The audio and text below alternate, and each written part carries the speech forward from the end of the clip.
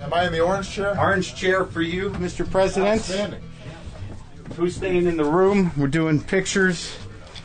Oh my gosh. This is pretty cool. When the leader of the free world sat down for an interview with a comedian who records a podcast from his garage, we saw a side of President Obama we don't normally see, especially because this is a format we haven't seen a president embrace before. Obama used the interview with comedian Marc Maron to promote his messages on gun control, race, the Affordable Care Act, and the racially motivated attack on a church in Charleston, South Carolina last week. But of the hour-long interview, the media focused on just one word. Racism.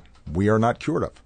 Clearly. And it's not just a matter of it not being polite to say in public. That's not the measure of whether racism still exists or not.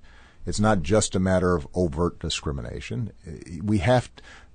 Societies don't overnight completely erase everything that happened 200 to 300 years prior. Despite the media's focus, once again Obama's team showed it's trying to embrace less traditional platforms for the president to get the public on his side. In February, Obama made a video for BuzzFeed to promote the Affordable Care Act. The deadline for signing up for health insurance is February.